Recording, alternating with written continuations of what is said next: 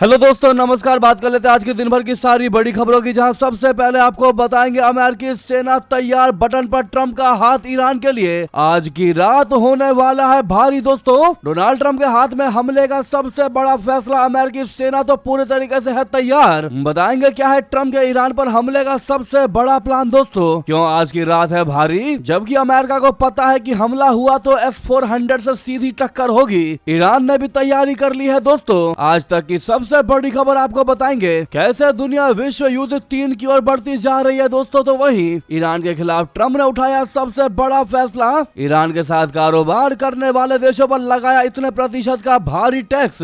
तो वहीं दोस्तों अब 27 देशों में नहीं चलेगा ईरानी रियाल। आंदोलन के बीच जीरो हुई ईरान की करेंसी, यानी कि दोस्तों अमेरिका के $1 के लिए चुकाने पड़ेंगे 14 लाख ईरान का करेंसी रियाल। जी हाँ दोस्तों, $1 के बराबर 14 लाख ईरानी रियाल, जिससे ईरान में आ गया भूचाल दोस्तों। अब खामेनेई की खैर नहीं। जी हाँ, आज एक से एक बेहतरीन खबर आपको बताने वाले हैं। बताएंगे क्या इस टैरिफ वॉर के बीच भारत की यात्रा करेंगे मिस्टर डोनाल्ड ट्रंप। अमेरिकी राजदूत का सबसे बड़ा बयान दोस्तों, जानकर आप भी जाएंगे चौंक। तो वहीं आईसीसी ने बांग्लादेश को दिया तगड़ा जवाब, कह दिया भारत में ही होगा मैच, भारत में ही खेलना पड़ेगा। जिसके बाद क्या रहा बांग्लादेश का रिएक्शन दोस्तों, वो जानना बहुत जरूरी है। साथ ही एक चौंकाने वाली खबर आपको ये बताएंगे कि वेनेजुएला जा रहे थे चीन के 2 जहाजों ने ले लिया यूटर्न। बताएंगे रशिया पर अमेरिका के एक्शन से क्या घबरा गया चाइना, क्यों अपने जहाजों को ले लिया वापस, मोड़ लिया वापस। तो दोस्तों सारी खबरों को जानने के लिए हमेशा की तरह वीडियो के लास्ट तक बने रहिएगा। और खबरों में आगे बढ़ने से पहले अगर आप भी मानते हैं कि आज अमेरिका की वजह से पूरी दुनिया वर्ल्ड वॉर 3 की तरफ जा रही है और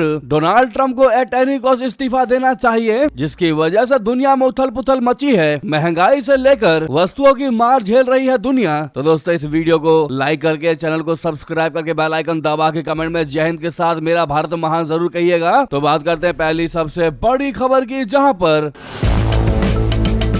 इस समय पूरी दुनिया की निगाहें ईरान पर टिकी हुई है। हालात इतने तनावपूर्ण हो चुके हैं कि अमेरिका और ईरान अब लगभग युद्ध के मुहाने पर खड़े हैं। विशेषज्ञों का कहना है कि बस एक छोटी सी चिंगारी और हालात पूरी दुनिया को हिला देने वाला युद्ध में बदल सकता है दोस्तों। अब तक ईरान में हो रहे सरकार विरोधी प्रदर्शन, महंगाई, बेरोजगारी और खराब आर्थिक हालात के खिलाफ लोगों के गुस्से के तौर पर देखे जा रहे थे, लेकिन अमेरिका के खुलकर मैदान में आने के बाद ये संघर्ष अब ईरान बनाम अमेरिका में बदल चुका है दोस्तों। हालात ऐसे बन चुके हैं कि अमेरिका किसी भी वक्त, किसी भी क्षण, किसी भी पल ईरान पर बमबारी शुरू कर सकता है। इसी वजह से ईरान के लिए हर रात डर और तनाव से भरी होती जा रही है। अमेरिका का कहना है कि ईरान सरकार प्रदर्शनकारियों पर आवश्यकता से ज्यादा हिंसा कर रही है और इसी वजह से अमेरिका हस्तक्षेप करने के मूड में है दोस्तों। इतिहास, ईरान का इतिहास गवाह है कि जब भी उसकी इस्लामिक व्यवस्था, कट्टरपंथी कानूनों या हिजाब जैसे मुद्दों के खिलाफ आवाज उठी है, सरकार ने बल प्रयोग करके आंदोलन को दबाया है। साल 2022 में हिजाब को लेकर महसा अमीनी की मौत के बाद हुए प्रदर्शनों में करीब 500 लोग मारे गए थे। अब जो जेनजीज आंदोलन चल रहा है वो महंगाई और बेरोजगारी के खिलाफ है। इस बार हालात और भी खतरनाक है। ह्यूमन राइट्स एक्टिविस्ट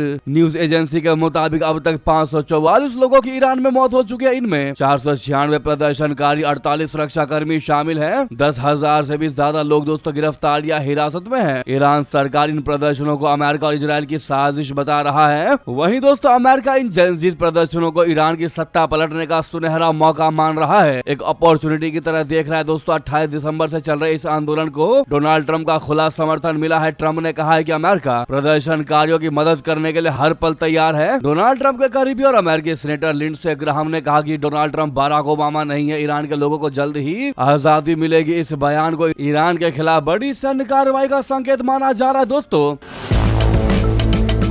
अब पूरी दुनिया इस बात को लेकर चिंतित है कि क्या आज रात ईरान पर हमला होगा। अगर ऐसा हुआ तो इसका असर सिर्फ ईरान तक ही सीमित नहीं रहेगा, बल्कि पूरी दुनिया को झकझोर देगा दोस्तों। आपको बता दें, ऐसा माना जा रहा है कि अमेरिका जो है अब एक मौके की तलाश में है। वो ईरान पर हमला करने की रणनीति तैयार कर चुका है। ये खबरें एक खास मीटिंग के बाद सामने आई है, जिसमें ट्रंप को ईरान पर हमले के तरीकों से जुड़ी ब्रीफिंग दी गई थी। न्यूयॉर्क टाइम्स की रिपोर्ट के मुताबिक अमेरिकी अधिकारियों ने राष्ट्रपति ट्रंप को ईरान पर संभावित हमलों से जुड़े रणनीति रणनीतिक विकल्प बताए हैं। ऐसा माना यह जा रहा है कि अब डोनाल्ड ट्रंप को फैसला करना है कि ईरान पर हमला कब और किस तरह से किया जाए, यानी अमेरिकी सेना तो तैयार है और बटन डोनाल्ड ट्रंप के हाथों में है। जी हाँ दोस्तों, यानी कि बस डोनाल्ड ट्रंप को बटन दबाने हैं और अमेरिकी सेना ईरान पर भारी अटैक कर देगी दोस्तों। और आज रात तो सबसे ज्यादा भारी है ईरान के लिए। आपको बता दें कुछ ही घंटे में व्हाइट हाउस की सबसे बड़ी बैठक होगी ईरान पर। दोस्तों, ईरान के सर्वोच्च नेता अयातुल्लाह खामेनी जो अभी भी बंकर में छुपे हुए हैं, बंकर में अपने आप को छुपाए बैठे हैं, लेकिन सोशल मीडिया के जरिए टुकड़े टुकड़े ट्रंप वाला मैसेज दे रहे हैं। अगले कुछ ही घंटों में ईरान पर व्हाइट हाउस में बहुत बड़ी बैठक होने वाली है। इससे पहले भी कई दौर की मीटिंगें हो चुकी हैं। आपको बता दें आगे होने वाली इस बैठक में अमेरिका के विदेश मंत्री, रक्षा मंत्री मौजूद रहेंगे। इतना ही नहीं, अमेरिकी सेना के बड़े अधिकारी भी मीटिंग में मौजूद रहेंगे। चर्चा यही है कि अमेरिका ईरान पर जल्द बड़ा हमला कर सकता है और हमला कैसे होगा, इस पर बड़ी चर्चा होगी दोस्तों। ईरान को लेकर अमेरिका के अधिकारियों के ट्रंप के साथ भी बहुत बड़ी बैठक हुई है। बताया यह जा रहा है कि मीटिंग में ईरान में प्रदर्शनकारियों पर कार्रवाई का जवाब देने के तरीकों पर विचार किया गया है। ट्रंप को ईरान पर सैन्य हमलों के विकल्पों की जानकारी दी गई है। दोस्तों, ऐसे में हमारा सवाल आपसे यह है कि क्या अमेरिका ईरान के उन प्रदर्शनकारियों की मदद करने के लिए ईरान पर अटैक करेगा, या फिर वो खामेनी को सत्ता से उखाड़ फेंकने के लिए प्रदर्शनकारियों को मोहरा बना करके खामेनी की सत्ता की खात्मे की तैयारी कर रही है? आपको क्या लगता है दोस्तों, जरूर कमेंट कीजिएगा।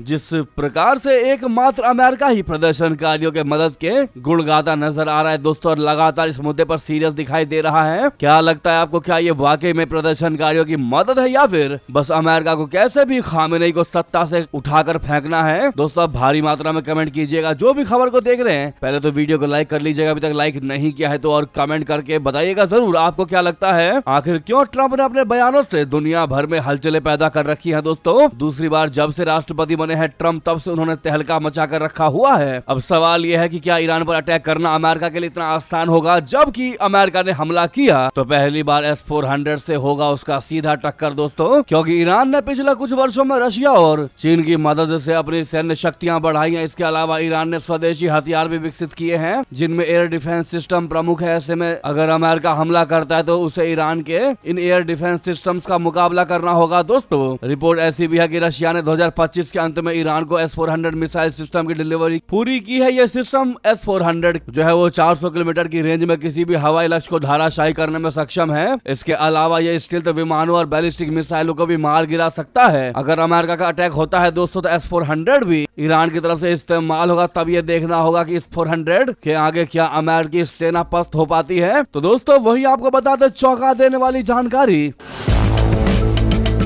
ट्रंप ने फिर फोड़ा टैरिफ बम। ईरान के साथ कारोबार करने वाले मुल्कों पर लगाया 25% का टैक्स। दोस्तों, अमेरिका के राष्ट्रपति ट्रंप ने ईरान के खिलाफ बेहद सख्त कार्रवाई की है। ट्रंप ने ईरान के साथ कारोबार करने वाले देशों पर टैरिफ लगाने का बड़ा ऐलान किया। ट्रंप ने कहा कि अमेरिका ईरान के साथ कारोबार करने वाले किसी भी देश पर 25% टैरिफ लगाएगा, जिससे ईरान और उसके कारोबारी साझेदारों पर आर्थिक दबाव बढ़ेगा। अमेरिकी राष्ट्रपति ने अपने social media platform truth social पर पोस्ट करके इस टैरिफ की जानकारी दी, जो आप सामने देख पा रहे दोस्तों। उन्होंने बताया कि यह टैरिफ तत्काल प्रभाव से लागू होगा। ट्रंप ने कहा कि जो भी देश इस्लामिक रिपब्लिक ऑफ ईरान के साथ बिजनेस कर रहा है, उसे अमेरिका के साथ किए जाने वाले सभी बिजनेस पर 25% टैरिफ देना होगा और यह तुरंत लागू होगा। ये आदेश फाइनल रहे। डोनाल्ड ट्रंप ने ईरान की कमर तोड़ने के लिए उसके साथ कारोबार करने वालों पर टैरिफ लगाने का ये गंभीर ऐलान किया है दोस्तों। हालांकि इससे दुनिया भर में अमेरिका के रिश्ते भी प्रभावित जरूर होंगे, क्योंकि ईरान के पार्टनर्स में न सिर्फ आसपास के मुल्क शामिल है, बल्कि भारत, तुर्की, चीन और संयुक्त अरब अमीरात जैसे देश भी हैं। ये तो रही दोस्तों ईरान के साथ कारोबार करने वाले देशों पर टैक्स लगाने की खबर। वहीं आपको चौंका देने वाली खबर बता दें, 14 लाख के बराबर एक अमेरिकी डॉलर हो गया दोस्तों। कैसे 40 साल बाद ईरान में आया भूचाल खामेनी की? अब खैर नहीं, बता दें ईरान की करेंसी रियाल के गिरने से वहां की सरकार के सामने अस्तित्व का संकट खड़ा हो गया है। खामेनी की सुप्रीम लीडरशिप में रियाल की हालत दम तोड़ने की कगार पर पहुंच गई है। वेंटिलेटर पर चल रही रियाल की हालत इतनी खस्ता है कि $1 का नोट कहीं अगर रखा हो तो उसके बराबरी करने के लिए 14 लाख रियाल यानी 14 लाख ईरानी करेंसी रियाल रखना पड़ेगा। लगभग आधी सदी बीतने के बाद ये पहला मौका है जब ईरान की जनता खामेनी और उनके चट्टे बट्टों को बद्दुआ देने के साथ खुलकर राजशाही का दौर लौटने की दुआ कर रहे हैं। बता दें करीब 15 दिन पहले ईरान की अर्थव्यवस्था ऐसी वित्तीय खाई के दलदल में औंधे मुंह गिर गई जब एक अमेरिकी डॉलर के सामने उसकी पहचान मिट्टी में मिल गई। ईरान की करेंसी रियाल की एक्सचेंज रेट अप्रत्याशित रूप से 1.4 मिलियन का आंकड़ा छू चुकी है। इस बार की गिरावट ने 2018 का वो रिकॉर्ड भी तोड़ दिया है जब जनता महंगाई और कर्ज से तंग आकर बगावत की चिंगारी दिल में दबाकर सरकार के खिलाफ सड़क पर उतरी थी। हालांकि इसकी कीमत यूरो के मुकाबले शून्य हो गई है दोस्तों। इसका मतलब अब ये है कि अब यूरोप के 27 देशों में ईरानी रियाल नहीं चलेगा। जी हाँ, आंदोलन के बीच जीरो हुई करेंसी की वजह से दोस्तों 27 देशों में अब नहीं चलेगा ईरानी रियाल। यानी ईरान अब बर्बाद के कगार पर खड़ा हो चुका और उसको बर्बाद करने में खामेनेई का हाथ बताया जा रहा। लेकिन कहीं ना कहीं खामेनेई के साथ साथ डोनाल्ड ट्रंप का भी पूरा हाथ है दोस्तों। अमेरिका का पूरा इसमें इंटरवेंशन है। आपकी इस पर क्या राय है जरूर कमेंट कीजिएगा। ईरान से लेकर ये बेहतरीन और सबसे बड़ी खबरें थी जो हमने आपको सबसे पहले बताया, एक्सक्लूसिव जानकारी थी। अभी तक लाइक नहीं किया तो लाइक करके शेयर जरूर करिएगा दोस्तों वीडियो को। अब बात करते हैं अगली नेक्स्ट बड़ी खबर की, जहां अमेरिकी राजदूत का सबसे बड़ा बयान, कहा भारत से जरूरी कोई देश नहीं, आज ट्रेड डील पर होगी बात, अगले साल भारत आ सकते हैं ट्रंप। दोस्तों भारत में अमेरिका के नए राजदूत सर्जियो गौर ने सोमवार को नई दिल्ली में पदभार संभाला। उन्होंने कहा कि अमेरिका के लिए भारत से ज्यादा जरूरी कोई देश नहीं है। उन्होंने ट्रेड डील को लेकर कहा कि आज मंगलवार को दोनों देशों के अधिकारियों के बीच इसको लेकर फोन पर बात होने वाली है। अमेरिकी राजदूत ने राष्ट्रपति ट्रंप और प्रधानमंत्री मोदी जी की दोस्ती को असली बताया। उन्होंने कहा कि सच्चे दोस्त असहमत हो सकते हैं लेकिन अंत में हमेशा अपने मतभेदों को सुलझा लेते हैं। गौर ने उम्मीद जताई है कि अमेरिकी राष्ट्रपति डोनाल्ड ट्रंप अगले 1 से 2 साल में भारत का दौरा कर सकते हैं। अपने पहले संबोधन की शुरुआत गौर ने नमस्ते के साथ की और कहा कि भारत में अमेरिकी राजदूत होना उसके लिए गर्व की बात है। उन्होंने भारत को एक असाधारण राष्ट्र बताया और यहाँ काम करने को सम्मान की बात कही। तो वहीं आपको बता दें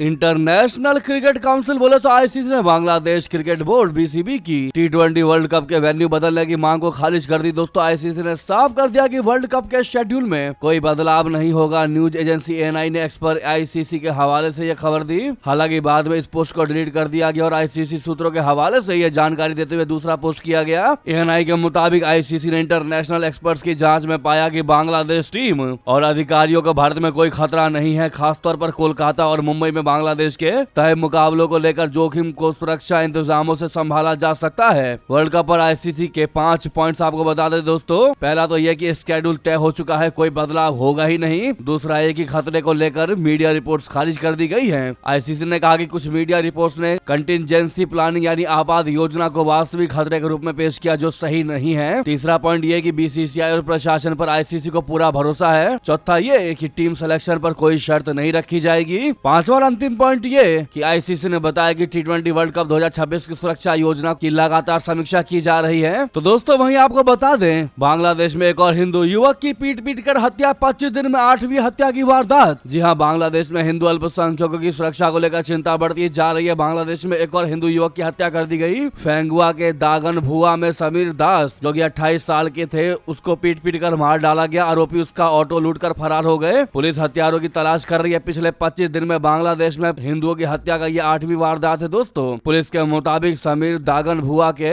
मातु भुइया संघ के रामानंदपुर गांव का रहने वाला था और लंबे समय से बैटरी ऑटो रिक्शा चलाकर परिवार का भरण पोषण कर रहा था। परिजनों ने बताया कि रविवार रात जब समीर समय पर घर नहीं लौटा तो परिवार वालों ने उसकी तलाश शुरू कर दी। बाद में पुलिस को सूचित किया गया। रात करीब 2 बजे लोगों ने दक्षिण करीमपुर मोहरी बाड़ी के पास समीर का लहूलुहान शव को देखा। पुलिस ने बताया कि हत्या को साजिशन अंजाम दिया गया। थाना प्रभारी फैयाजुल अजीम नोमान ने बताया कि परिजनों की शिकायत पर प्राथमिकी दर्ज कर ली गई है और आरोपियों की पहचान की कोशिश की जा रही है। आपको बता दें बांग्लादेश में हिंदू समुदाय के खिलाफ लगातार हिंसा के मामले बढ़ते दिखाई दे रहे हैं दोस्तों, जिस पर मोहम्मद यूनुस सरकार चुप्पी साधे बैठी है और अंदर खाने ऐसा लग रहा है कि इन हिंसाओं को, इन अत्याचारों को सपोर्ट कर रही हो। आपकी क्या इस पर राय दोस्तों जरूर कमेंट कीजिएगा। वही आपको बता दें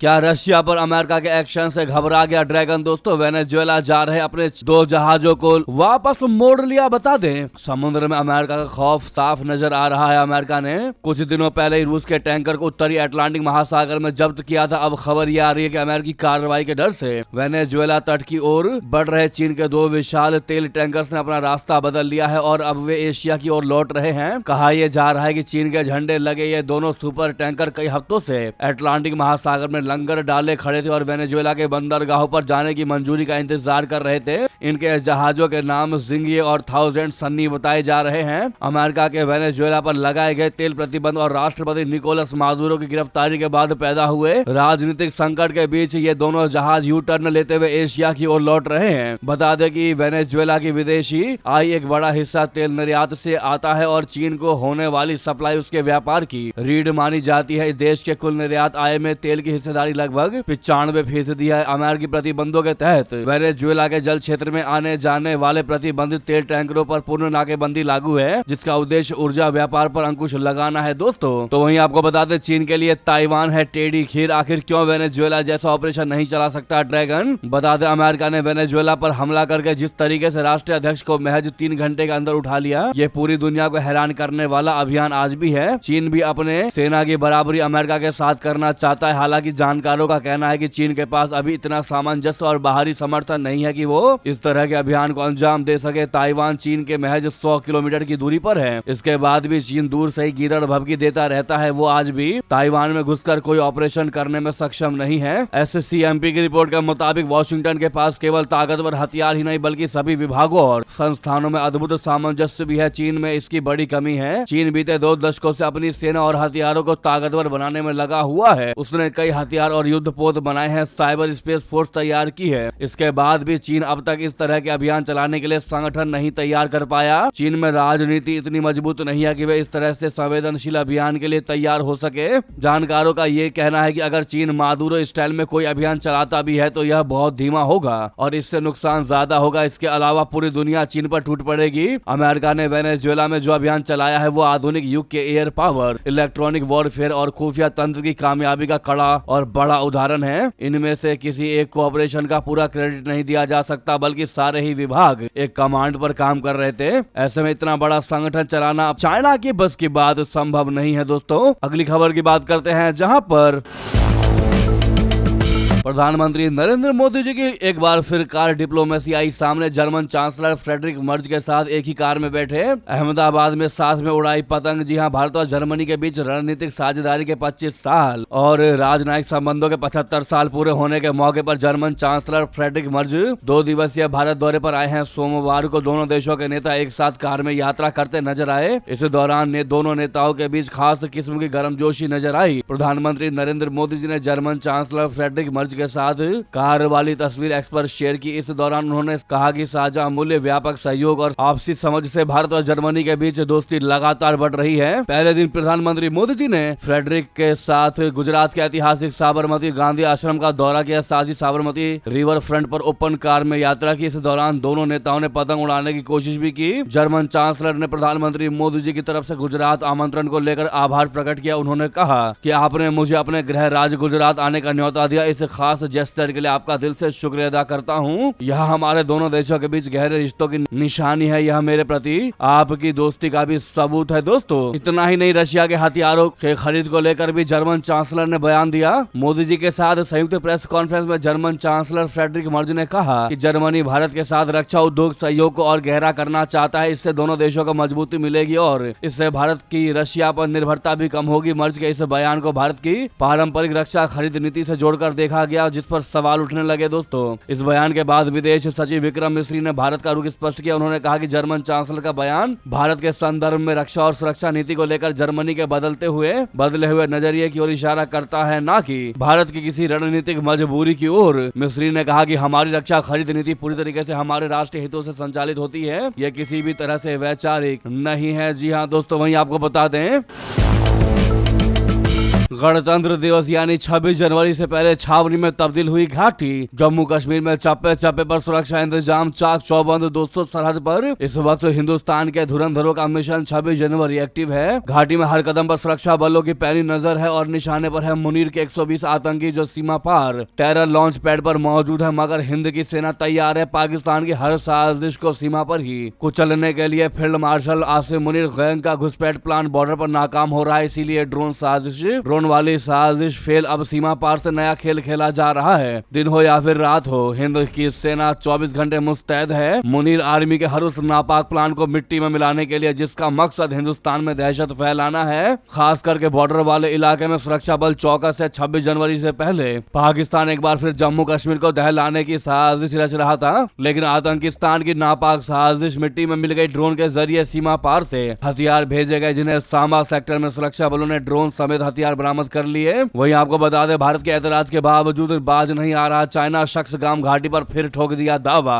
क्या है पाकिस्तान से नाता? बता दें, चीन ने भारत की आपत्तियों के बीच सोमवार को शख्सगाम घाटी पर अपने क्षेत्रीय दावों को दोहराया और कहा कि इस इलाके में उसकी बुनियादी ढांचा परियोजनाएं बिल्कुल उचित हैं। भारत ने पिछले शुक्रवार को शख्सगाम घाटी में चीन की बुनियादी ढांचा परियोजनाओं की आलोचना करते हुए कहा था कि यह भारतीय क्षेत्र है और उसके पास अपने हितों की रक्षा करने के लिए आवश्यक कदम उठाने का अधिकार है। बता दें कि पाकिस्तान ने 1963 में अवैध रूप से कब्जाए गए भारतीय क्षेत्र में से शख्सगाम घाटी के 5180 वर्ग किलोमीटर हिस्से को चीन को सौंप दिया था। विदेश मंत्रालय के प्रवक्ता रणधीर जायसवाल जी ने कहा कि शख्सगाम घाटी भारतीय क्षेत्र है। हमने 1963 में किए गए तथा कथित चीन पाकिस्तान सीमा समझौते को कभी मान्यता नहीं दी है। हम लगातार कहते आए हैं कि ये समझौता अवैध और अमान्य है। दोस्तों, अगर आप भी ऐसे में मानते हैं कि पूरा जम्मू कश्मीर और लद्दाख भारत का अभिन्न हिस्सा था, है और रहेगा, तो ये बात कमेंट में जरूर कहिएगा कि जम्मू कश्मीर और लद्दाख भारत का अभिन्न हिस्सा है। साथ ही साथ दोस्तों, आपको बता दें अगली खबर,